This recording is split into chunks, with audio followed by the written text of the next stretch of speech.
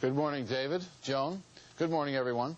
That's it. Until 1990, the America's Cup will find a home in San Diego. And at the Yacht Club in San Diego overnight, there was jubilation after Connor led Stars and Stripes to that big win over Australia's Kookaburra 3.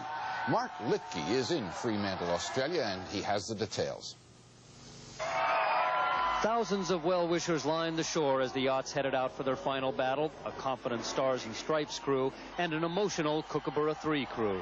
Young Australian skipper Ian Murray had already said he felt he'd let his countrymen down in this competition, but the Aussies hadn't given up yet. Today, Kookaburra sailed more aggressively in the early legs of the race, trying to gain tactical advantage in the light shifting winds. But Stars and Stripes proved once and for all to be the better boat. Dennis Conner and crew showing more skill in setting sails and setting course, leaving the Aussies in their wake on every leg. Crossing the finish line nearly 2 minutes ahead, the largest margin of victory yet. On shore, Americans who had come halfway around the world for this moment went wild. But the man of the day was 44-year-old Dennis Conner, who sailed triumphantly back to port. He had personally directed the 3-year multi-million-dollar quest to regain the old cup, and this was his moment. So Dennis Conner has finally rewritten his place in history, and the only American ever to lose the America's Cup has now become the first American to win it back. Mark Litke, ABC News, Fremantle, Australia. And coming up in a few minutes here on Good Morning America, ABC's Bill Blakemore talks with Stars and Stripes skipper Dennis Conner. Iran says it is expelling Wall Street Journal reporter Gerald Saib. Saib was detained Saturday and accused of being an Israeli spy, but Iran's prime minister said this morning that an investigation has made the facts clear. In West Beirut, Muslims opposed to the kidnapping of Westerners, including Americans, have staged demonstrations to protest the abductions. Many Muslims also staged a work stoppage. Meanwhile, as Bob Zelnick reports, the U.S. has increased the size of its forces in the Mediterranean near Lebanon. A second group of 1,900 amphibious marine assault troops has left port in Spain to join a similar group of Marines held over after exercises in the eastern Mediterranean. Together with 2 carrier groups headed by the Nimitz and the Kennedy, the U.S. now has a force capable of conducting lightning strikes against targets in Lebanon should the need arise. Pentagon spokesman Robert Sims called the deployments prudent under the current tense circumstances. They're not there as a threat to anyone, certainly not as a threat to anyone who is acting in the civilized way.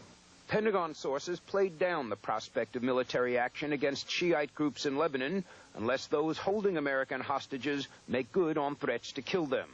A substantial U.S. naval force of 6 ships, destroyers and cruisers, is also on station in the Persian Gulf, while the aircraft carrier Kitty Hawk has now reached the Indian Ocean en route to the Arabian Sea. Both groups are capable of striking some painful blows against Iran. But the principal purpose of the Persian Gulf and Arabian Sea deployments is to establish a presence, to show the flag. That kind of symbolism used to bring small adversaries to heel. It rarely does anymore. Bob Zelnick, ABC News, Washington. Also this morning, entertainer Liberace has now slipped into a coma. About 100 fans have been holding a vigil outside Liberace's home in Palm Springs, California. Liberace is said to be suffering from anemia, emphysema, and heart disease. Federal health officials say they may recommend AIDS blood tests for all patients admitted to hospitals and for couples applying for marriage licenses. But the ACLU says mandatory testing is a violation of privacy rights and that voluntary testing, education, and counseling is a better way to try to stem the disease. The House last night failed to vote on pay increases for some 3,000 federal workers, including members of Congress, effectively allowing the pay hikes to go through. The House also has overridden President Reagan's veto of a clean water bill, with the Senate likely to do the same today. The Senate has voted to allow an increase in the speed limit from 55 to 65 miles an hour on some rural interstate highways. And the government has what appears to be good news on the economy. Stephen Ogg has details in this morning's economic report. Good morning. The government's main economic forecasting gauge, the index of leading indicators, rose 2.1% in December, the biggest one-month increase in 4 years. And it was the 4th straight monthly gain, each one larger than the previous month. While government officials said that's a harbinger of a good year for the economy, some private forecasters said the reasons were more what's happened to the past than what's going to happen in the future.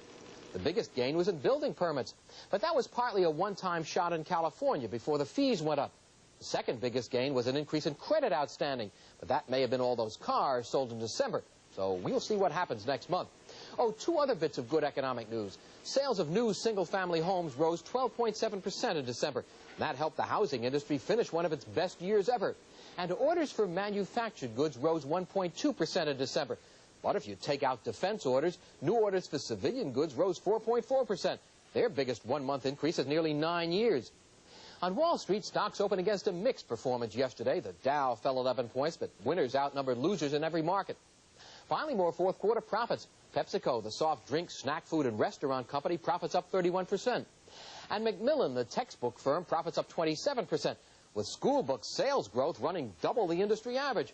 That makes selling textbooks seem elementary. The economy this morning. A look ahead now at some of the events on today's news calendar. Two New York City Congressmen, Democrats Mario Biaggi and Robert Garcia, and former Maryland Congressman Democrat Parren Mitchell have been subpoenaed to testify in a New York court today. Indicted former executives of a South Bronx military contractor claim payoffs were made to the congressman. In Pittsburgh, U.S. ex-chairman David Roderick is expected to announce a number of steel plant closings today. From noon till 1 Eastern Time today, for just 1 hour, Greyhound will sell 59-cent tickets in 12 southern cities to any destination in the U.S. And this evening on World News Tonight with Peter Jennings, a report on the increasing number of homeless people in America. Finally, friends of President and Mrs. Reagan think they have found them the perfect retirement home. 20 of the first couple's friends reportedly have chipped in to buy a $2.5 million home in the Bel Air section of Los Angeles. The house sits next door to the one used in the Beverly Hillbillies TV series. The Reagans have not yet decided whether they will take it. And David, I guess $2.5 million is about fair to middling for Bel Air, huh?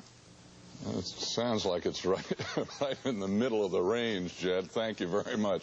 Almost 9 minutes after 7 right now. Spencer Christian right now with weather, but there's something about the strange Dynasty climate. What's this all about there, Spencer? Well, David, and good morning, everyone.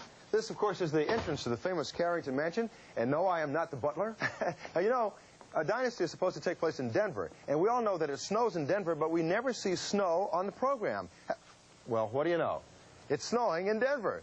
Actually, this is not real snow. By the magic of television, we present to you man-made snow. And boy, is it blinding me. Of course, you know, I've been known to give you a snow job now and then, although some people think that's appropriate because I am a flaky character. So why don't we take a look at today's weather, okay? The jet stream, first of all, is positioned such that it still has a very mild flow, nothing very severe going on in the weather. There's a flow of moisture coming in off the Pacific, triggering a few showers in the northwestern part of the country. It's going to be wet down in the Gulf Coast, as you can see. It's going to remain cold up in the northeast. The outlook for today calls for generally sunny skies over most of the nation, wet weather down in southeast Texas, spotty rain and snow in the northwestern corner, light snow showers over the Great Lakes. That's a quick look at the national weather picture. What precipitated this anyhow? Here's what's happening in your hometown area. For the Delaware Valley, it'll be partly sunny today, brisk and chilly. Right now, 35 degrees. Today's high, 44.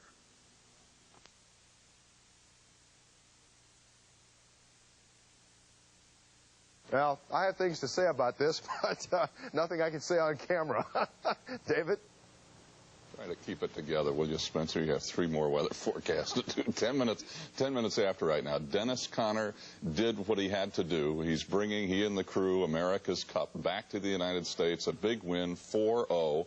There was absolute pandemonium down in Fremantle. Our Bill Blakemore was able to kind of paw his way through the cloud to get to Dennis, and he asked Dennis how it felt to win the Cup back. Well, it's a great day for America, a great day for Stars and Stripes, and the crew is really thrilled to death, and I'm thrilled to be part of it all.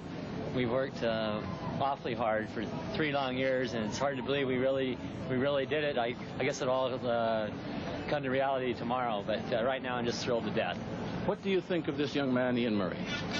Well, he has a very competitive attitude. He's done a terrific job working with the Kookaburras and Mr. Perry. He put together a fantastic program.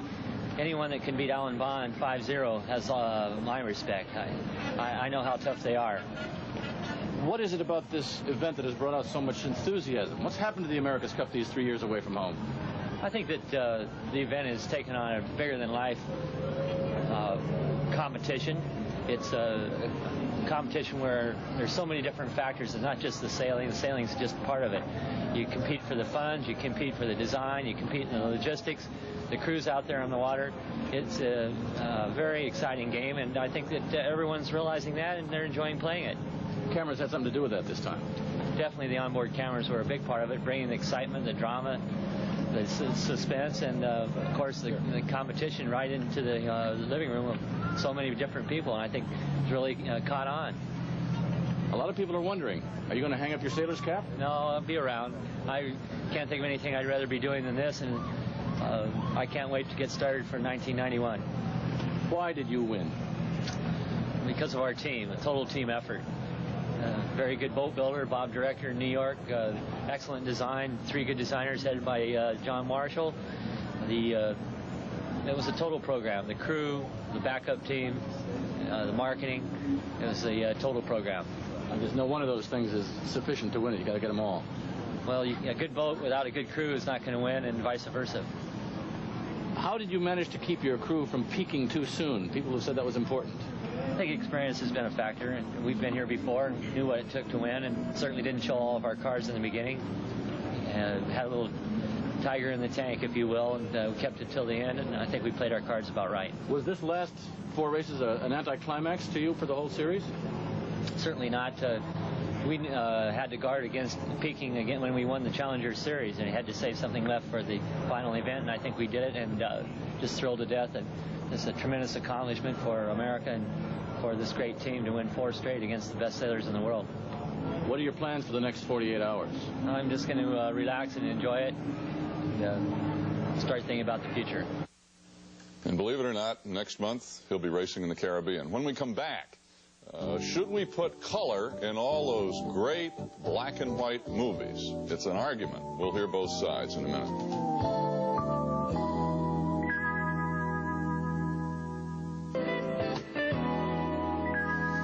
It is now 7:16. Should black and white movies be made into color movies? That's certainly the hottest argument these days in the movie business. And Joel Siegel takes a look at the controversy. Becky Sharp, the first true Technicolor feature, 1935. But the dream to color goes back to movies' very beginning. The Dance of the Seven Veils, an 1896 Thomas Edison production, each veil a different color, each color hand-painted on a single frame of black and white film. Today's colorization of black and white films works virtually the same way. Technicians paint in portions of a scene using a computer and electronic color, but they don't have to paint each individual frame. The computer remembers which shade of gray was painted which color through the scene. That brings the price of colorizing a feature film down to $200,000 to $250,000. An irresistible price when you consider the newly colorized Miracle on 34th Street played to 5 times its black and white TV audience this past Christmas, when you consider Ted Turner's Color Classic network of 24 colorized films, which included the Maltese Falcon, brought Turner $600,000 a film, a 300% profit the first time out. So what, you ask, is the big to-do? Isn't color better? And film critics and filmmakers answer no. It's a question that's troubled Hollywood since its infancy. Art versus commerce. Who owns a movie anyway, the businessmen who financed it or the creators who dreamed it? Colorizing Laurel and Hardy won't destroy the national fiber. Neither will mistakes like colorizing old Blue Eyes brown. But there are film images that retain their power because they're in black and white. Would you want to see this in color? The depression, the hunger, the desperation would become frivolous. It is my work, and it is the work of the other directors, and that work is being defaced. John Huston, ill with emphysema, reacts to watching the colorized Maltese Falcon, the film he wrote and directed in black and white. A great film, great for one reason, because the shadows play and the images loom in black and white. This is just laundering the material in color. It has no significance, no meaning. It's meaningless. And it's an attempt to render our lives and the lives around us meaningless. And Joel and I are here now, once again back on the Dynasty set, and with us, Roger Mayer. He is the president of Turner Entertainment Company, which owns the rights to 3,000 feature movies from the MGM and Warner Libraries. Also with us is George Stevens, Jr. He is an Academy Award-winning producer and director. His father was also a well-known director who made movies like Unga Din and High Noon and From Here to Eternity, and we're happy to have both of you with us. I guess I'll start with you because I want to know, why should you be able to turn a black and white movie into a color movie? Well, from a legal point of view, we own them, but our reasoning is that we feel this will make them more accessible, more entertaining to people, that these are classics that are seldom shown, particularly in prime time on television, are seldom distributed in video cassettes, and we have found that by turning them to color, all of a sudden we have a market in prime time so that the large audience, which will not accept black and white, now will look at these and see classics that they would not otherwise see. All right, more accessible, more entertaining. People will watch them now. What do you say? Well, I think my view is that I think they cease to be classics once they've been tampered with. And when you think back of the great films, the John Ford films, Howard Hawks, the Citizen Kane, High Noon, wonderful films that were really designed to be in black and white. The costumes were designed, the sets were designed. I think right in the studio they made the best years of our lives in black and white, one of the greatest films ever made. That's really the vision of the filmmaker. And if we start to tamper with that, these are really now part of our culture. And there's some words out on the wall of the Kennedy Center that President Kennedy said that we will be remembered more for our contributions to the human spirit than for our victories in battles. And these films are now part of our contribution to the human spirit. And I think we ought to see them the way they were created. Mr. Mayor, it seems to me that while you were colorizing black and white TV shows, mediocre films, there was no controversy. The controversy happened when you take a film like The Maltese Falcon. Why colorize it? It doesn't make it a better film. It doesn't make it more accessible. Maltese Falcon was shown everywhere, was available everywhere on video cassette. To me, it's the equivalent of taking a true classic, and there may be only 24 true great American films in black and white. It's the equivalent of the Louvre painting a mustache on the Mona Lisa, saying, well, we own it, we can do it. Now it's more accessible because it's a funnier picture. Well, that's a review in your case. That's true.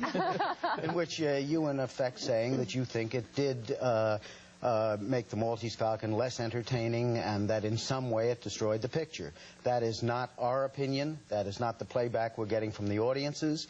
And its ratings were about 3 times as big when we presented it in color as they were in black and white. And I also would like to make the point, as long as we're reviewing things, and that is that color can be muted, color can be used in a way that is not, that matches the story, and every director today, with the very few exceptions, maybe one black and white picture a year is made. John Huston made The Maltese Falcon in black and white. He made Prizzi's Honor in color. They're both film noirs. They're a similar type of picture. But he made it, and the man is there saying, please don't colorize this. This is my child. I know, and Shakespeare might have said, don't make My Fair Lady. I didn't mean it to be a musical. And that was George Bernard Shaw. Excuse me, you're right, George Bernard Shaw. Okay, we'll do West Side Story. We feel that we're entitled to a vision, we're entitled to a version. It should be understood that the original is not being tampered with. The original is available. If the public would prefer it in black and white, they can get it. We're making them available in stores in both black and white and color. They do cut them up when they go on television for commercials, so that they are being tampered with already. Well, that's another. Right. That's a whole other issue, right? We'd Yes. like to get into that one, too. Thank you both, gentlemen. And we'll be back. Stay with us. In news at 7:25 with Elliot Rodriguez. Good morning. It's 34 degrees on City Line Avenue. The AccuWeather forecast is coming up. In the news this morning, an East Falls man is behind bars charged with an attack on an off-duty Philadelphia police officer. Officer Joseph Tangrady of the 24th District is in fair condition at Parkview Hospital. Tangrady was stabbed in the neck during an argument over a parking space at the Acme Market at Casper in Wyoming. Doctors say the officer's wound isn't life-threatening. Charged in the attack is 52-year-old Luis Serrano of East Falls. 20-year-old Philip Dixon will soon be moved to New Jersey's death row. Dixon was sentenced to die yesterday by a Camden County jury for the murder of 13-year-old Tanya Samuels. The former high school football star allegedly killed the girl to keep her from identifying him after a sexual assault. Dixon's case will be automatically appealed. State police in Chester County are still trying to identify two men found yesterday in a ditch in London Grove Township. The men were killed execution style with hoods over their heads and then dumped in the ditch. They may have been there since last week's snowstorm. The bodies were found yesterday by two people horseback riding in the area. The controversial case of cop killer Wilfredo Santiago is still alive, although he has been sentenced to life behind bars. It was the center of discussion last night at a constitutional forum at Philadelphia Community College. Santiago was convicted of the 1985 killing of Officer Thomas Trench in Spring Garden. During the probe, police used mass roundups of Spring Garden residents, and tactics later ruled unconstitutional. An assistant DA defended the handling of the case. There was legally sufficient evidence to convict him, and a jury of 12 people sat many, many weeks to hear that evidence and concluded beyond a reasonable doubt that Mr. Santiago was guilty. Residents, however, say the matter is still being mishandled, with new evidence being ignored.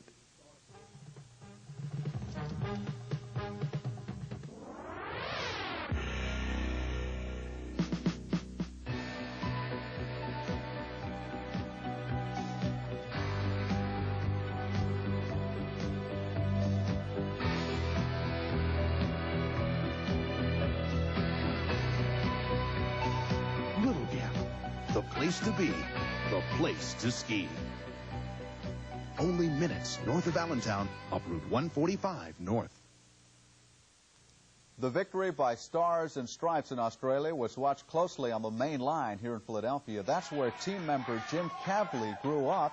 And in Bryn Mawr, not far away, early this morning, his friends celebrated the victory. They were ready for the event with plenty of red, white, and blue decorations and plenty of Australian beer. The Sixers are heading to New Jersey for a game with the Nets tonight. They're coming off a 99-94 come-from-behind win last night over the Pacers in Indiana. The Sixers trailed most of the game, but just when it counted most, Charles Barkley put them ahead 93-92. After that, Andrew Toney and Roy Hinson added some insurance baskets, and Barkley capped off the scoring with a slam dunk. It was the Pacers' 7th straight loss, and Julius Erving's last visit to Indiana as a Sixer. Let's check the AccuWeather forecast for a Wednesday morning. Partly sunny, brisk, and chilly. 34 degrees is the present temperature. This afternoon, it'll be partly sunny, breezy, and cool, according to AccuWeather. The high temperature, 44 degrees. Action News continues at 8:25. I'm Elliot Rodriguez.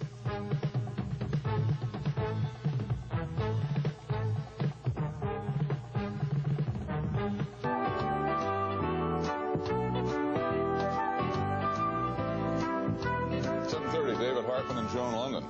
This is not too shabbo. It's not bad. From the set of Dynasty, of course, here this morning, the third day of our trip to Hollywood, and today is Dynasty Day. Coming up in a few minutes, certainly this program's been one of the most successful television series in years, and two of the most important reasons for its success.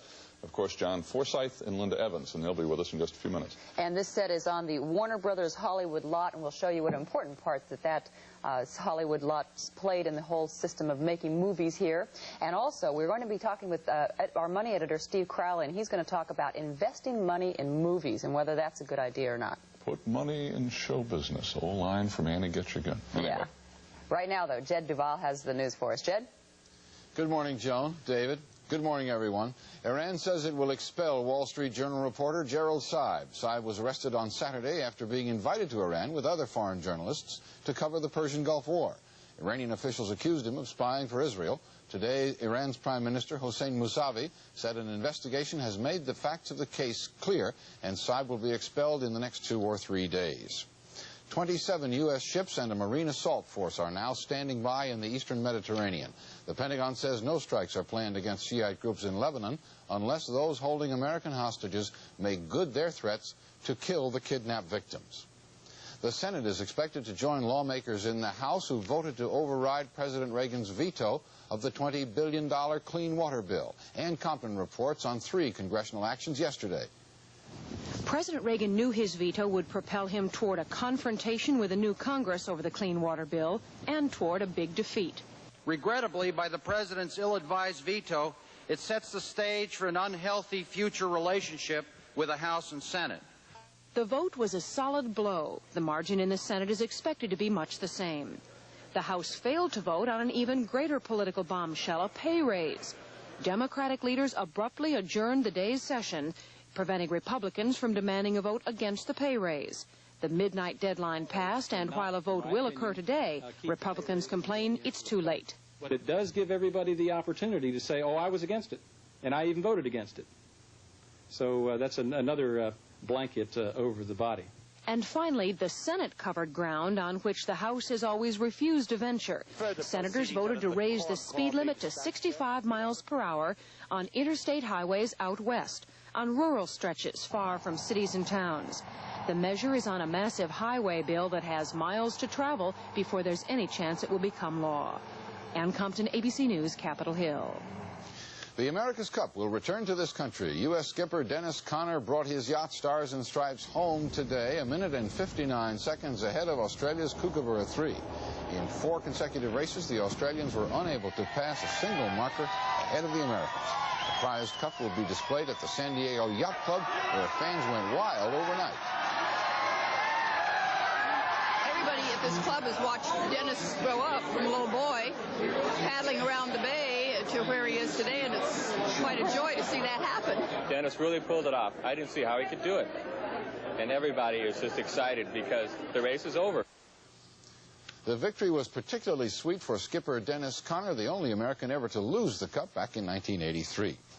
This evening on ABC's World News Tonight with Peter Jennings, a report on the increasing number of Americans who are homeless. And finally, after the turn of the century, elbow benders at Swoboda's bar in Chicago Heights, Illinois, got into the habit of tossing coins up on the shelf behind the bar, a test of skill. The practice went on through history, through wars, depressions, boom and bust, years in which Swoboda's became famous, the old Nickelodeon bar. Now Swoboda's is closed and is coming down. Nobody ever picked up the coins, not all of them anyway. Wreckers have collected 4 bushels of them to be sorted for the rare pennies, nickels, and dimes. And that's our news at 7:30. David? Jed, thank you. And it's 26 minutes before 8. When we come back, Spencer Christian with a rather formal forecast.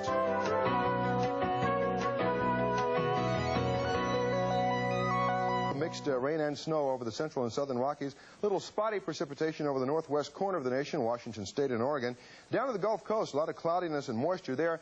Southeast Texas will see some showers and thunderstorms today, and extreme southwestern Louisiana. Now, the high temperature range today will be rather seasonable across the northern tier of states, mainly in the 20s and 30s. As you push into the central states, 40s and 50s will be the rule, and as you go southward, it gets really warm, 60s and 70s out in the southwest, some 70s in southern Texas, and 60s and 70s, easy for me to say, over the extreme southeast. That's a quick look at the national weather picture. Here's what's happening in your hometown area. It's 34 degrees at the moment, and the melting continues. You should get more of your yard back today. This morning, partly sunny, brisk, and chilly. And this afternoon, partly sunny, breezy, and it'll be on the cool side. Our high temperature will be 44. And that's a look at our weather for this half hour. As I try to take some pointers here from my ancestor, we'll be back with more in the next half hour. David? Thank you, Spencer. It's 23 minutes before 8. Right now, when we come back, the great stars of Warner Brothers after this.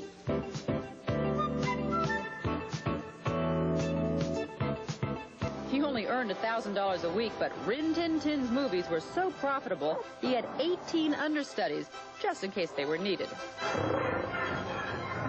Warner's next most popular silent star was John Barrymore. He also appeared in a couple of early features with recorded music. The new process, Vitaphone, lost money for Warner's until The Jazz Singer with Al Jolson. It was the first talkie with synchronized dialogue, and it revolutionized the movie business.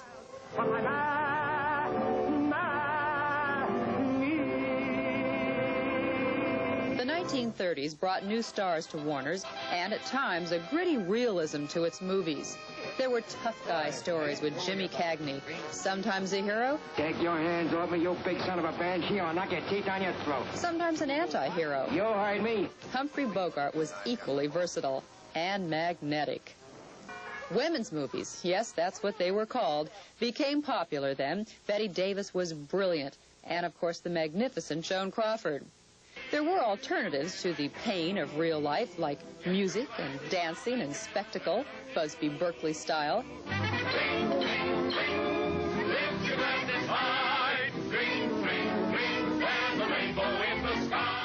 And there was glamour and swashbuckling adventure, Errol Flynn style. Over the side, man! Movies were built to last, but studios redid them anyway. Judy Garland headlined A Star is Born the second time around. The third time, it starred Barbra Streisand. Warner's was where James Dean, the rebel of the 50s, made all his movies in his tragically brief career. Other rebels, Bonnie and Clyde, were also the subject of a Warner's movie. And the man who creates his own Law and Order, Clint Eastwood, did his later movies here. Ow. God, you ladies think you can slip and slide. You're going to start acting like Marines right now. And next, John Forsyth and Linda Evans, the Carringtons of Dynasty, right after this.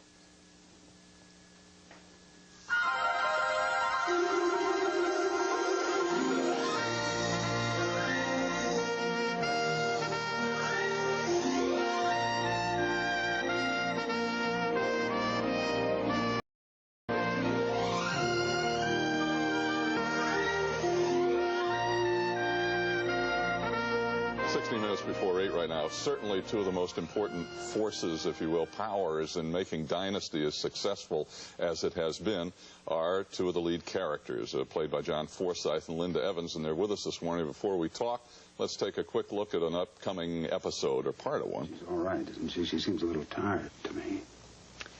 I don't know.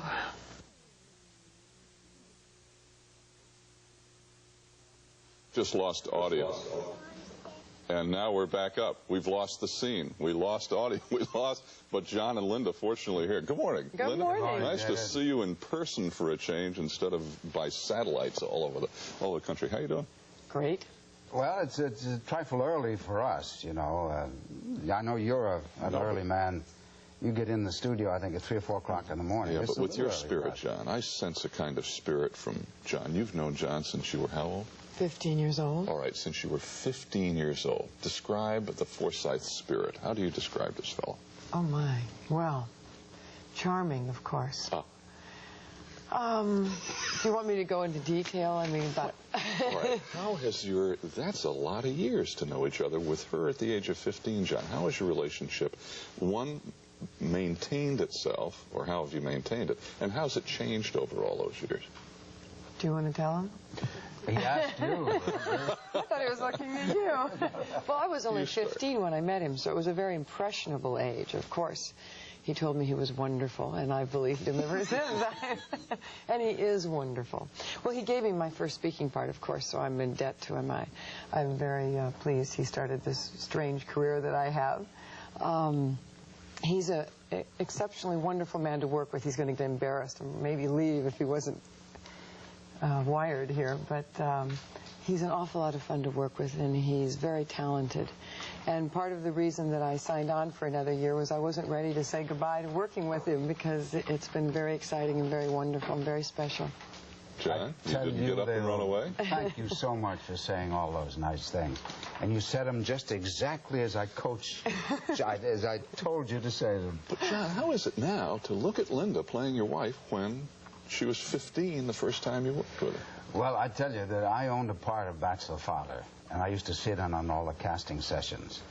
And mainly because there were a lot of lovely ladies that traipsed through. Linda came in to play the part of a girl who had a crush on me, age 15. And I said, after she left, I said, fellas, you gotta use her.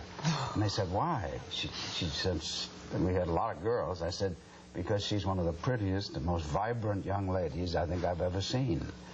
And I think she grew up very nicely from that. Sure did. Now, let's jump over here for a second to Dynasty. some of the critics have criticized some of the storylines, and they've said, well, you know, not as many people are watching as used to watch because of some of these storylines. What happened here? What went on with all this? Explain what happened. What do you have some of the storylines that didn't work or whatever, John? Well, despite what actors think, we do need stories. We don't make up the words as we go along. And the people who own this store went through a rather bad time. They weren't watching the store. And as a result, we had some very, very strange storylines. Nothing that we could overcome. But happily, I think that's been corrected. Everybody realized the problems we were going through, and they all decided to do something about it. And when you care about something, as we all care about our work, to have the management not be as diligent as they should have been is a problem. But they have done that now. They've corrected it. And I think we're back on the track. Linda, when you pick up a script and look and see something that you think, hey, wait a minute, I'm not sure this is going to work, how much latitude do you have or ability to either divert it, block it, punt, say I'm not going to do this? How much are you able to do or not do? Well, we've always been able to change lines to fit what we wanted to say, but the storyline itself, because it's woven into everyone else's storyline, we've sort of had to play out until the end because so many other characters are dependent on certain things happening in the story. So that's why if the audience is unhappy with something on the show, it takes us 5 or 6 weeks to phase out of that storyline into something else. And even though we may know that it's not working, we've already shot it, and they have to wait that time. We say we've changed it, and they say, well, why isn't it different on the show? It just has taken us that amount of time to adjust. A few minutes ago, you used the term, my strange career. Why? Why is your career strange, or how has it been strange? Well, it's been strange because I work and I do successful shows, and then I quit and have a life, and then I come back and I say it's not going to work, and sometimes it works. And well, what about now? Because I understand you've been saying, wait a minute, I'm going to weigh things and decide what I'm going to do here in the future. How long are you going to stay here? What conclusions have you come to about what you're going to do? Well, I decided to stay on another year, as I said, because I enjoy working with John, with the rest of the cast and the crew. The show has changed my life totally. It's been very good to me, and I've enjoyed doing it. It wasn't just a job. It's been very important to me, and I found that when given the opportunity to leave, that I wasn't ready to say goodbye just yet. John, what about you? I understand you're considering kind of moving from the precarious life of leading man over into doing some other things. Well, this is a big transitional period for me, as it is with all leading men who are getting a little long in the tooth. It's the same thing that happens with young actors, with child actors. They have to leave that time when they're cute and cuddly and move into an area where they have to be mature human beings. And it's a tough transition to make. Now, for me and for other leading men of my ilk, cute and cuddly. It's no longer cute and cuddly, but we're trying to stay cute and cuddly.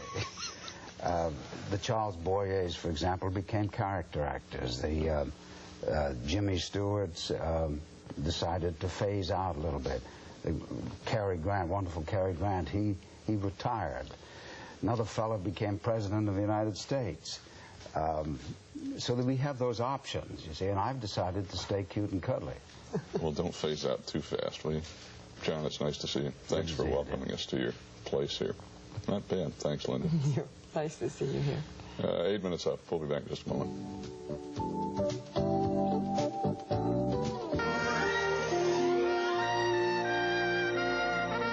Almost 6 minutes up right now. More with John Forsyth and Linda Evans. When you talk about leaving your cute and cuddly period, when you talk, Linda, about saying, wait a minute, I may not want to work as much, how difficult is it to think about the fact you will not have these relationships, you won't have that challenge, getting the blood running every morning when you know you've got to get on and do it in front of a camera, the amount of exhilaration that provides? How much does that concern you, John? Because you've done it a lot of years.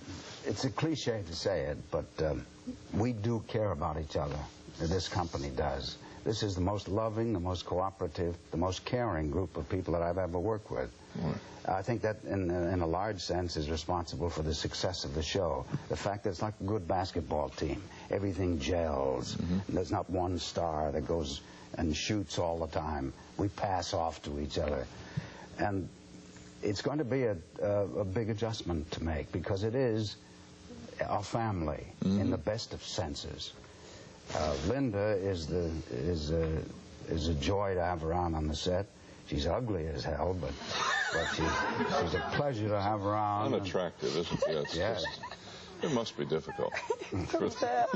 I'm going to miss him being bad to me, you see. But, what about you? To get up in the morning and not come to this, not come to that family. And I hear what John's saying, and I know how strong it is. It'll have to happen. I mean, something's got to replace it, though. Yeah. You got to put something in there, right? We're very fortunate, because at this point we all have wonderful offers to do jobs and opportunities to do things. John was involved not only in making a project, but producing it and being involved in the writing of it. And I'm also getting involved in that respect in my own projects, movies that I've been offered. And so we have wonderful things to go to. We're staying only because we know we can never come back later. It's now or never, and we're going to. And I'm going to take her with me. Anything I do in the future. After listening to this, I'm not surprised at all. Linda, it's great to see you. John, thank you, as always. I wonder if Forsyth can still hit. That's what I want to know. We'll be back just.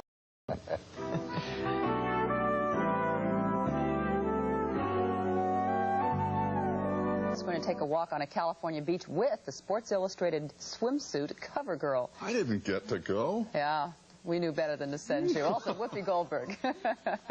We'll be right back. News and weather, too. Yeah. Sorry about that one. It's very pleasant here. Yeah, I could get used to this. Okay. Yay! Yay!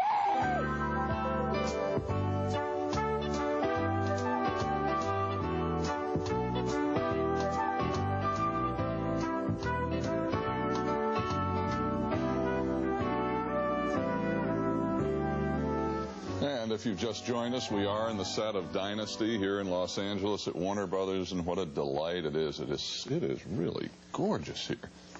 Where do the skis go? Comfy. Where do you put skis? You see the fire back here? Have you seen where I can put my skis? It's really nice. Huh? Do you see the fire back here? I saw that. It's a real fire. Put the skis.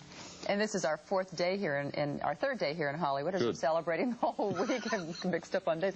The whole week we're celebrating the 100th anniversary, the birthday of the home of movies, and it's been fun here. And, of course, since we're here in the Dynasty set, more members of the cast of Dynasty will be with us. Heather Locklear is going to be with us, Jack Coleman, Christopher Cazenove. We're also going to talk about movies and the fact that there have been racial stereotypes in movies for many years, and we'll discuss that as well. I had an opportunity yesterday to talk to Whoopi Goldberg. She is such a delight. I really liked her, and you're going to enjoy the interview later on. Also, we'll be taking a walk down to California Beach. David didn't get to go along on this one with the swimsuit, Sports Illustrated swimsuit cover girl of the year. And then also Chantal will introduce us to some of the four-legged stars here in Hollywood. Let's go to the news. Doesn't bother him. You were crying earlier this morning. Jed Duvall has the news. Do the news, Jed, please. Sorry, David. Good morning. Good morning, everyone. San Diego yachtsman Dennis Conner has become the first American to lose the prestigious America's Cup sailing trophy and win it back. Conner and his crew ended a grueling 3-year comeback by sailing to victory today over Australia in a 4-0 whitewash of Kookaburra 3. We have two reports. First, Mark Litke in Fremantle, Australia. Stars and Stripes took the lead right at the starting line today, leaving Kookaburra 3 in its wake for the entire race. Young Australian skipper Ian Murray and his crew were devastated. But Stars and Stripes proved in 4 straight wins she was simply the faster boat with the better crew. Today's victory was the most decisive. Still, thousands of Australians joined Americans here cheering Stars and Stripes as she sailed triumphantly back to port, like a warship returning from battle. It was the most spectacular ending to a sporting event this country's ever seen. And although it was a bitter defeat for many Australians, there's still a great deal of pride here and the knowledge that Australia is still the only country ever to have taken the Cup from the United States. For Dennis Conner, it was a great personal triumph, and he celebrated with a champagne shower. The man who lost the Cup in 1983 had finally won it back. I think it's a great moment for America, and a great moment for the Stars and Stripes team, and a great moment for the Stars and Stripes crew, and a great moment for Dennis Conner. For the Aussies, well, they're already vowing that they'll be around in 1990 to challenge the Yanks for the America's Cup once again.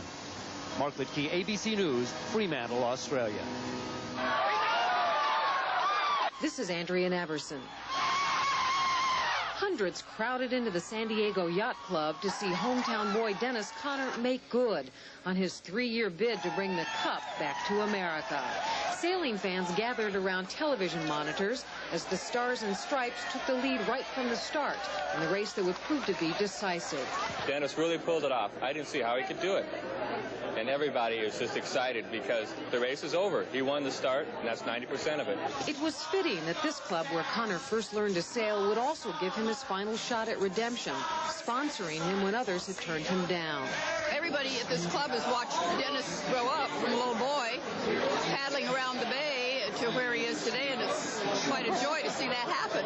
And at Rocky's Sports Bar, fans said this was more than a race, it was a matter of national pride. As the Stars and Stripes streaked over the finish line far ahead of the Aussies' Kookaburra 3, the cheers in San Diego could well have been heard in Fremantle. Even though the competition has ended, another soon will get underway as San Diego and other cities vie for selection as site of the next America's Cup. Andrea Naverson, ABC News, San Diego. In other news, Iran says it is expelling detained American reporter Gerald Saib. Reports from Tehran say an investigation apparently cleared Saib of allegations that he was spying for Israel. Saib was arrested while on a government-sponsored tour of the Persian Gulf battlefront. Meanwhile, a second Marine strike force is steaming toward the eastern Mediterranean. The force is joining 2 U.S. naval battle groups now said to be just 50 miles off Lebanon's coast. And the status of Anglican Church envoy Terry Waite and the American hostages remains unchanged. The Senate today is expected to follow the House and override President Reagan's veto of a $20 billion clean water bill. Last night, the House allowed a nearly 16% pay raise for Congress and federal judges to go into effect by refusing to reject it. And a Senate-passed measure to raise the speed limit to 65 miles an hour in some parts of the country is expected to get a cool reception when it reaches the House. Civil libertarians are protesting a government proposal that would require testing for AIDS. The Centers for Disease Control have suggested mandatory testing for hospital patients, women seeking prenatal care, and couples who want to get married. And a spokesman says piano showman Liberace has slipped into a coma and is close to death. In Palm Springs, California, fans of the 67-year-old entertainer have maintained a vigil outside his home. A priest has been contacted about administering last rites. A look ahead now at some of the events coming up on today's news calendar. Attorney General Edwin Meese goes before the Senate Foreign Relations Committee to testify about U.S. policy toward Iran. Congress has designated today National Women in Sports Day. Among those to be honored by senators here in Washington, tennis players Martina Navratilova and Billie Jean King, and Olympic gymnast Mary Lou Retton. On the cloak and dagger front, in New York City today, the American Association of Mystery Writers holds its annual meeting. And this evening on World News Tonight with Peter Jennings, a report on the increasing number of homeless people in America. Finally, the dog world is gearing up for next week's Westminster Kennel Club Dog Show in New York City. In advance of the event, ABC's Roger Karras files this report in a series about dogs so rare they're not seen in the show. This week on ABC, some of the rare foreign breeds not yet seen here in regular American shows. From Italy, for example, an ancient breed, probably descending from Tibetan dogs, first seen in Rome before the birth of Christ, the impressive Neapolitan Mastiff, a fit companion for Roman legionnaires. But not quite as military in posture, the terrier developed in England by the parson John Russell, the Jack Russell Terrier. This is Pippet, and this is Piggy. They don't know they're small. In their own estimation, in fact, they're the largest dogs in the world in relatively small packages. With people, they can be absolutely terrific. With other animals, they can be tyrants. There are lots of JRTs in America now. Still, the fanciers of this feisty little critter prefer to hold their own shows and trials and haven't yet applied for recognition by the American Kennel Club. This is a breed whose time has just about come. They are a perfect size for urban dwelling. I would never live without one again. I know that. They're so fun. And they are terrific watchdogs. So I've taught Pippa to put her ears up like this and then make this ugly little face. Eesh. Tomorrow, from Madagascar, a cottony dog and a virtually naked dog from Mexico. Roger Karras, ABC News. Love those ears. David? Jed, thank you. 8 minutes after 8 right now, and Spencer Christian's got a weather forecast. Maybe, if we can get his attention. Hey, Spencer, hey. Well, David, you're interrupting my breakfast, but here I am on the dining room set of Dynasty, about to have breakfast. But, of course, first I must have my morning coffee. Gerard, would you please pour the coffee? Yes, sir. Must get my starter in the morning here. Will there be anything else? No, not at the moment, Gerard. Thank you very much. Let us go into the weather, shall we? The latest satellite photo from just a few hours ago shows a lot of clouds over the central and southern Rockies. There's a little snow there in the higher elevations, some rainfall. Light rain, though, nothing heavy.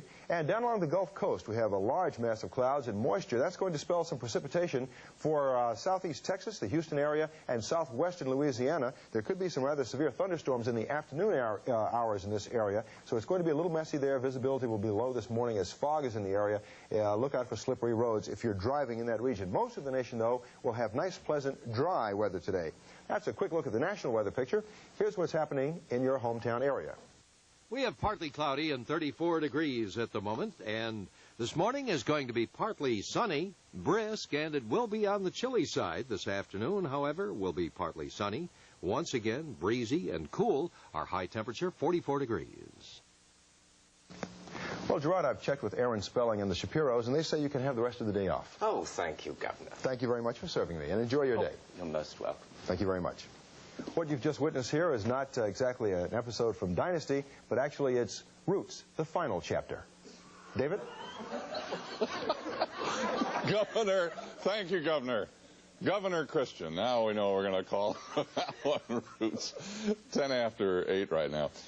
And speaking of Roots, when you're talking about movies and you hear the word stereotypes, the word has a really ugly connotation here in Hollywood ever since the beginning of the movies, especially when talking about, seriously, about minorities. Joel Siegel has a report.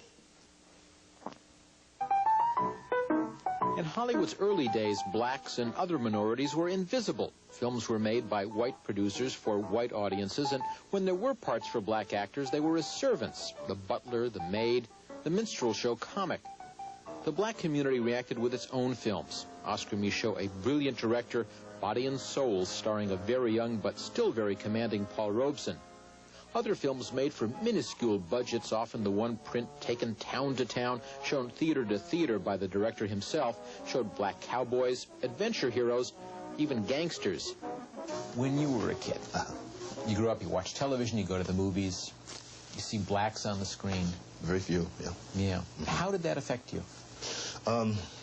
It affected me negatively. My heroes were Batman and Superman, and Tom Mix and Roy Rogers, and I idolized them. I just knew I could never be Tom Mix, and I tried to be Superman one day, and I got my mother's towel, and I jumped off the porch and broke my tooth. so I had to overcome a lot of stuff. But when I was a child, the absence of black heroes was very, very glaring. And when you would go to the movies or see blacks on television, the blacks you would see would be in subservient roles, demeaning roles. Yeah. How could there be a new way to go upstairs? Now you just watch. But talent persisted in spite of the system, prevailed in spite of the roles. Bill Bojangles Robinson played the butler, a servant, but something more. Hattie McDaniel could never in the 1930s play Clark Gable's social equal, but she was his intellectual equal. That was her ability. But Pratt needs a good spanking. Oh, she don't mean nothing, Mr. Duke. That's just her way. Rosetta, I love you. That's the theme of Roy Campanella Jr.'s excellent documentary, Passion and Memory. All of them share the common characteristic of perseverance. Hattie McDaniel, when she went in to read for the part of Mammy in Gone with the Wind, she went in dressed as Mammy. It was that kind of strong, creative desire that I'm really paying tribute to in Passion and Memory. The ability of these great actors to force audiences to accept them not as what they are, but as who they are, is what Campanella celebrates. Colored can't earn that kind of money, boy. Hell, that's more than I make in a month. Now, where did you earn it? I'm a police officer. And that's been Lou Gossett Jr.'s own crusade, to be an actor. Well, not just an actor, a good actor. I started that particular wall, breaking that wall down in television, like playing the DA, not the black DA, on Petrocelli. The DA. The right. DA. And playing a police chief, or a police sergeant, a police sergeant, you know, a criminal, a fireman. And that was television when we first did that. On film, he'd been looking for a role not written for a black, where the director wouldn't even be expecting a black to audition. Now, why would a slick little hustler like you want to sign up for this kind of abuse anyway? I want to fly jets, sir. My grandmama wants to fly jets. I wanted since I was a kid.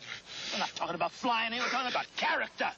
He got the part. He also got the Oscar. Hollywood's come a long way, but not all the way. There are special programs. More are needed. Blacks and other minorities are underrepresented on the screen and behind the camera. Still, Gossett and Campanella are optimistic. Hollywood is working on it, but still, I think Hollywood's still behind.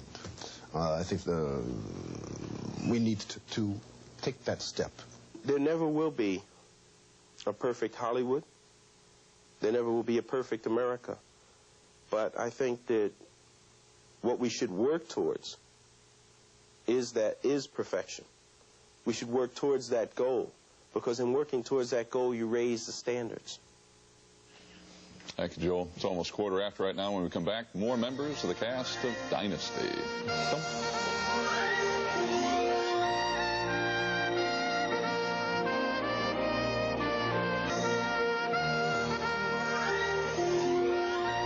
It is now 8:17, and joining me are some very familiar faces to all you Dynasty watchers. I promise you, though, that in the next few minutes there will be no conniving, no backstabbing, no steamy lovemaking, just wholesome conversation. I knew that would get some of them.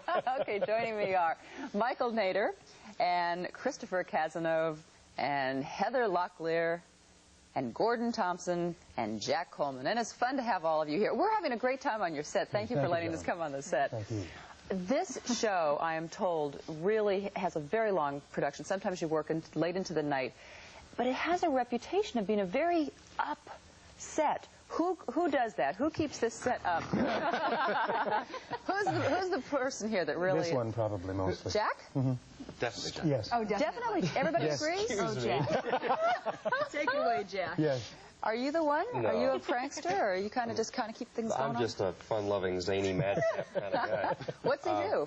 It's difficult to say. I mean, specifically, we can't because it's unprintable and not repeatable. But, I think it's the crew, because we've got a fantastic crew, and they are always in very good humor. Yes? And some of them are here right now. I know. They're not in the best humor right now. How vital is humor to say? I mean, you'd think that on a comedy show, it would have to be like kind of zany, but this is sometimes much more serious. How vital is humor on the set? Oh, it is vital. Totally. Yes. I think you find that in doing a comedy, the atmosphere on the set is much darker. Here, because more serious? Absolutely. Because comedy is a very serious business. This drama ain't. So we have to, while we're doing it, pretend it's Chekhov and be very intense. The concentration it asks for is really quite intense. So when you're not actually taking, it can get a little raucous. What happens when you see some of these storylines that might be a little far out, shall we say? I mean, do you ever, David just talked with John and Linda about some of the storylines, and you know how they were criticized if they got, too crazy for a while, and some of the audience tuned out. Do you ever see some of these and say, come on, they aren't really going to have us do this, Michael? Well, there are times when I've tuned out. While you're doing it? Like this morning, for instance. No, I think it's important that just to let the audience know that we're real proud of the last 3 shows that have aired, because the ratings, you give good storyline, you get a good audience. We went from 34th back up to 17th in 3 weeks, so it shows that given the right environment to work under, the actors, all of us, the whole team starts producing well again. So you're seeing and the that makes me laugh when I come to work. that's what keeps you up. That's what keeps me happy. You're over here really shaking your head. Yes, I mean, could you see though, when you get the scripts, what was going to happen, what the effects were going to be? I mean, could you have any feeling? No, actually, no. I don't realize when I read it, I don't. But when I see it on TV, like the last 3 weeks, I've watched it and I go, oh, I like this, or I get so sad or something. But I can usually when I see it on TV is when I can tell. Have you ever been able to have you had any input at all into storylines? Or I mean, because Linda said changing a line is one thing, changing a storyline is another thing. It's impossible. No. It's impossible to have any kind of input. Because once you start rewriting a storyline, you tamper with the whole fabric. You really do. You can't. You can change words. And we're not bad rewriters, but we can't replot. Yeah. You're all such a family around here. I mean, you really see it, that you've gotten to be good friends. Now, what happens, Christopher, when you come into a show like this, where everything's established and you're kind of the new guy? How is that? Well, they give you a very hard time. interviews, and you look very dapper. Yes. That's okay. They'll change Daddy that. Warbucks at Dynasty. Well, as you can see, they're just wonderful. They're wonderful. No, I mean, it is a very happy, wonderful show to come in, and that was the most impressive thing for me coming in. I've been on a year now, but they're a very welcoming, lovely, supportive bunch. So it wasn't tough walking into this very established. It was very tough, but they made it as easy as it could. They made it easy. Michael said we did not. Not so when I went to London. In reading all the articles about all of you, I keep hearing one word over and over again is underutilized. Don't look at me. I read that. I did, and I never said I was. But were you asking someone else? Well, but I mean, is that something that you have to learn to deal with? Yes, because it's a big cast. Yes, it is. Yeah. And there's only 51 or 2 minutes of show a week. Yeah. And at times you have to get very philosophical and say, well, it's a very good job and it pays very well, and I'm only doing a page this show out of 50 pages. But then it goes on. Yes. Like, I'm very lucky right now. I've got a wonderful storyline that has began about 2 or 3 shows ago in terms of shooting. I can't go into it, but it deals a lot with not mistaken. Oh, go into lost identity. Go into it. Go ahead. I can't. I think so you have to wait for your time in the sun, so to speak. Jack and I would agree that we can only handle a page. Yeah, I get into about 6 or 7 sentences, and I'm lost. So you're happy with it this way. Well, it's been fun being here, and thank you. We'll put everything back the way we found it, all right? Right. Oh, okay. Well said, We'll be back. Stay with us. Missing.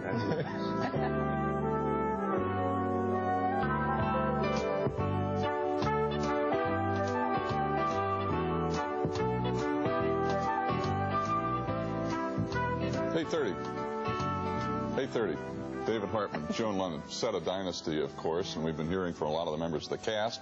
We will not, however, in the next half hour, hear from anybody from Dynasty. We will hear, however, from Whoopi Goldberg. As smart and funny, humorous a person as you can imagine. We're going to hear from her about her career and her new marriage. And also when you think of California, you think of the sunny beaches, you think of bathing suits, and we are going to see the Sports Illustrated swimsuit cover girl, which David is definitely waiting for, and that's coming up shortly. Right now we have the news with Jed Duvall. Good morning, David, Joan. Good morning, everyone. The most prestigious prize in yachting will come back to America. Skipper Dennis Conner brought the Stars and Stripes past the final marker today, nearly 2 minutes ahead of Australia's Kookaburra 3. Both skippers say it was a hard-fought race. We tried as hard as we could, and unfortunately we didn't win a race. Hearing Ian speak, I have a great deal of empathy for the job that he's in and the way he's feeling right now. And I'd just like to express to Ian and Kevin what a terrific job you all did. And I'm not trying to be funny for a change. The dog up on the dog's coming.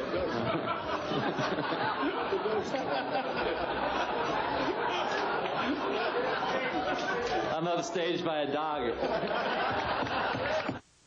The victory is especially sweet for Conner, who became the first American ever to lose the Cup in 1983. Liberace remains near death at his home in Palm Springs, California. Friends say the popular entertainer is suffering from anemia, emphysema, and heart disease. He is reported to be in a coma, and a priest has been contacted about administering the last rites. Officials at the Centers for Disease Control are considering whether to recommend wider testing for AIDS. Federal doctors say an increase in the disease among heterosexuals has forced them to consider tests for all hospital patients, people applying for marriage licenses, and for mothers seeking prenatal care. Mike von Fremd reports. More than 33 million Americans check into hospitals every year. More than 5 million Americans get married. Under the CDC's sweeping preliminary proposal, each and every one of them would have their blood tested for AIDS. At Atlanta's Fulton County Courthouse, Michelle White and Will Goodman were applying for their marriage license. I don't think the government is the way to be able to establish, make those guidelines. Okay, now I'm supposed to say, oh, I possibly have AIDS. Does that come up right before you go to the marriage license? That should have come up long before. I don't see why not. I say go ahead and offer it. I think most people know each other well enough when they're getting married, but a lot of people don't, and I think it's a good idea.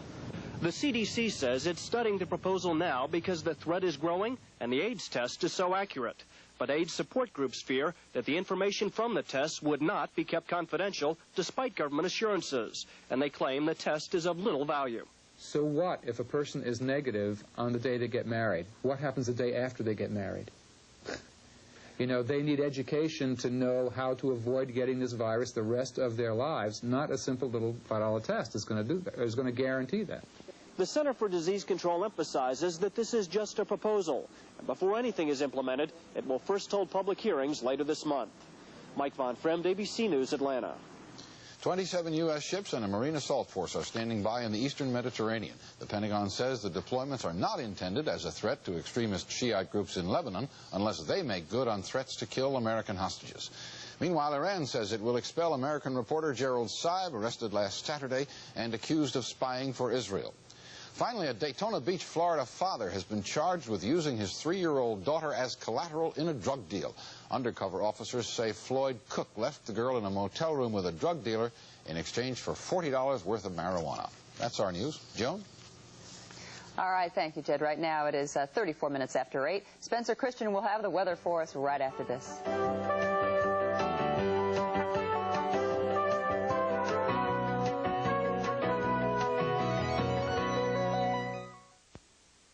So these are... Fox had one of his tougher assignments over the years of going to Malibu and talking with Sports Illustrated's swimsuit issue cover girl. Let's find out now if Fox lives up to his name. Over the years, Sports Illustrated has distinguished itself for in-depth coverage of major and minor sporting events, and with some really excellent writing on occasion. But once a year, they come out with an issue where the words really don't matter very much at all. We are talking here, of course, about the swimsuit issue, featuring incredibly beautiful women wearing very little clothing. California dreaming on such a winter's day. The sporters ago in their native Australia. You just came in from Hong Kong. You travel around the world a lot. What's the good thing about the life of a professional model? What's the bad thing about it? The best thing about my business, I think, is meeting the people that I meet. Huh. What's the bad thing about the job? If there's a bad thing. The most difficult thing I feel is just realizing that my pictures are they're just the images of me. That's not me. I'm not, just the picture. Do you ever get self-conscious? Terribly. Do you? All the time. All the time. I'm very shy in front of the camera, believe it or not. In terms of a model's career, how important is being on the cover of Sports Illustrated? I think it's a big deal. I think it's a big deal in anyone's career to be on the cover of Sports Illustrated. To be a good model, do you have to be a bit of an exhibitionist? Exhibitionist is a thing personal. There's a difference between a professional side of yourself and a personal side of yourself. I think exhibitionist for me goes when you talk about somebody personally, an adjective to describe somebody personally. I think that professionally speaking, you have to be able to get out there and do your job well. What's it take to do that? It's my secret.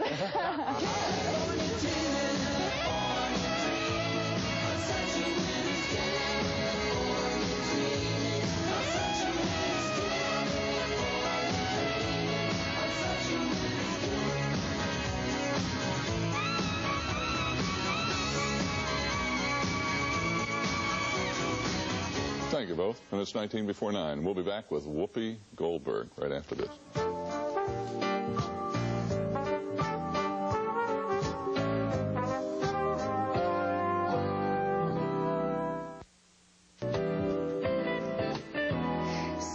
Before 9. Whoopi Goldberg, her stardom really began on Broadway in a one-woman show, but it really came with the movie Color Purple and, of course, an Oscar nomination. Yesterday, I had a chance to speak with Whoopi Goldberg about how she feels of her recent success. I don't think about it. I don't think about it. I try not to think too much about it. It's pretty wild. It is? Yeah. Sometimes you go home at night, I mean, in all seriousness, and kind of pinch yourself. Well, no, I have other people now who pinch me. I have other people pinch me and say, is this real now? And they say yes. And it's kind of fun. It's kind of fun. It's been exciting, you know. I remember the first time I met you, I was impressed by the fact that you were not Hollywood, you know, that you were just really down to earth, real kind of, you know, easy to talk to. And how do you resist the temptation to, you know, to go Hollywood and being down here with the limousines and all the entourage all the time? Well, you know, it's funny. I actually don't resist it. I love driving around limousines because you don't have to park. See, it's very practical. I've taken a very practical view of it all. I travel with my friends, as I have always tried to do. And, you know, pretty much I have a lot of sane people who say, look, you know, what are you doing? What are you doing? Why are you doing this? Periodically I get out of hand, you know, because sometimes it's hard not to. Sometimes it's hard not to just think, well, yes, okay, you know, and then somebody comes along and goes, geez, put some deodorant on. You know, the balloon is burst right there. So it's nice. A good, nice kid, you know, and great husband and great assistant, so that really helps. You say I have a nice kid, Alexandra. She's 12 years old. Yes. How has she reacted to and handled all of this celebrity and all of this success? She pretty much ignores most of it. I mean, her big thing is, can you get me tickets to the Beastie Boys? You know, that's like her big end. How long has it been now since you got married? About 5 months? 6. 6 months. Yeah. Oh. Still on the honeymoon, huh? Yes, yes. It's with David Klassen, yes, cinematographer. Yes. Is it tough both being in the same business at all, or does it make it easier? Well, we just shot a film together, and there's something very comforting about the fact that the person who's behind the camera wants you to look good, you know. So he goes out of his way to make you look good and make it look gorgeous. It's very easy for us because he's not an actor and I'm not a cinematographer. I think if you're in the same segment of the business, it must be very tough. Does it bug you when they write about your personal life and your marriage? Well, when it's inaccurate. I mean, we were very lucky because everyone was very open and seemed very glad and relieved that I'd married a man, you know. Oh, she's straight. God, thank you, thank you. It's like, oh my goodness, Jesus, we weren't sure, you know. And so they were all very happy and wrote wonderful things, you know, and were very nice to us about it. And for that, I'm very grateful. You know, like I was on the beach and like these people came up to me and they said like, are you a valley girl? And I said, no, I'm a surfer because before there was the mall, there was the ocean, okay? Putting together all of your characterizations, which is really kind of what got you shot out there into prominence. You probably used some of your past jobs. This was a good one. Mortuary beautician. What's that? You work on dead people. When you're raising kids and you want to have a real specific career, that may not necessarily mean that your hours will be normal. You have to find jobs that are flexible. And thank God that, you know, I'd gone to beauty school you know, and learn how to do hair and stuff, because you read about these jobs that come up and it's like, yeah, okay, I can handle that. But it beat working on my back, you know. Well, gee, if you went to musical, do you do your own? Yeah, I do this. You do them all yourself? Yeah. How long does it take you? 4 hours, 5 hours. 4 hours? Yeah. Are you serious? And how long does it last? Months. Oh, okay. Months. Otherwise, that could be a heavy thing to have to do every day. Yeah. Down, honey, not every day. She was an absolute delight. I really enjoyed that interview. Coming up next, some furry friends. Some of them are pretty big stars.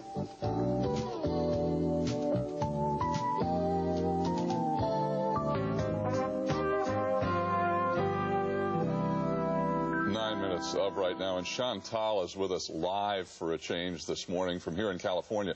She's done a special report that proves conclusively, perhaps for the first time, that some of the biggest stars in Hollywood really are just animals. They are absolute, total animals. Now, David, before we look at this piece, I know that you've interviewed some very important people, some very, very well-known people. I don't want you to be intimidated. I want you to be comfortable, because these are really big stars.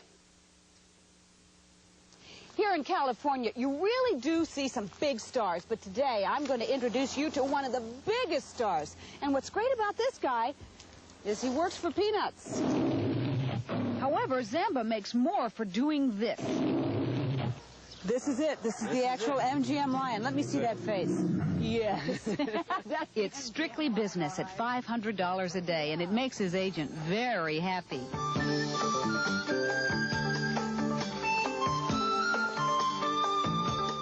When he's not shooting on location, you'll find Zamba with his 300 neighbors at Cougar Hill Ranch, just north of Hollywood.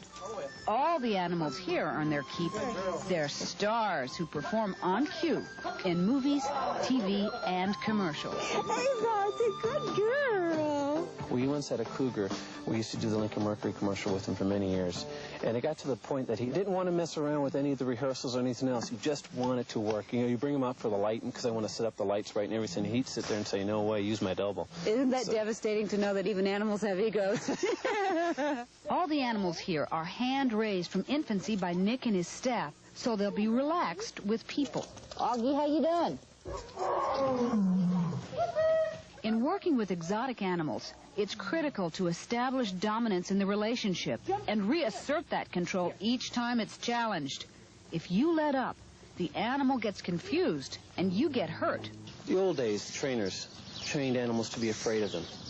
The new days, though, we use food, we use love, we use a lot of care. You know, we take care. Animals know that. It's just like a kid. A kid's not afraid of his parent. He respects his parent. Jump, jump, jump. A lot of times you get in a fight with a director or producer because they want something more dramatic, more action. But if it's going to harm the animal, I don't want to do it. And a lot of times, that's the fight. You know, the director goes, well, how come I'm paying you this much money? And then that's why you have your humane people on the set. You can say, hey, you talk to him. It's not humane. This is a scene from Roar, Tippi Hedren's latest movie, where her kids find they're not the only ones at home. She's been a champion of animal rights for as long as she can remember. Let's go in the house. Come on, let's go. See, the cats really love this house. This house was built for our movie set, for Roar. Now that the movie's completed, these 180 acres are part of the nonprofit Roar Foundation. It's called Shambhala, meaning peace. A preserve for old and unwanted furry performers. A place where stressed-out exotics can relax and recoup. Most of the states now have laws that prevent the sale of the wild animal. However, if you have enough money, you can get anything you want. However, if you don't know how to treat this animal, if you don't have the space that it needs, the exact requirements, it is a brutal thing to do with this animal. A number of people who did treat their animals poorly are out of the business now, which is certainly wonderful. Hello, my love. There have been some romances at Shambhala, like the one between a lion and a tiger producing these two tigons.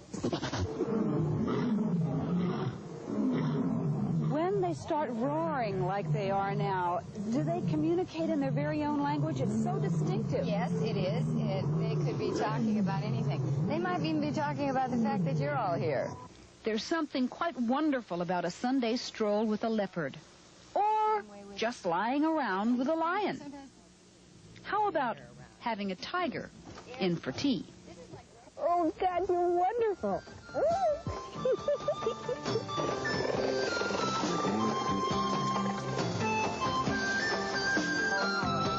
How are you this morning? And take it from me, there's nothing quite like a kiss from a furry friend. Oh, yes. You mean yes? Which was the best kisser? Which... Oh, I definitely think the big walrus at the end, except he smelled like fish emulsion. I wonder why. Chantal, thank you. Wow. We'll be back in just a moment.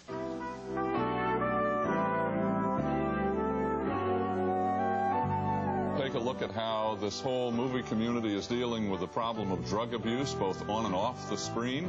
And Joel Siegel's going to take a look at special effects.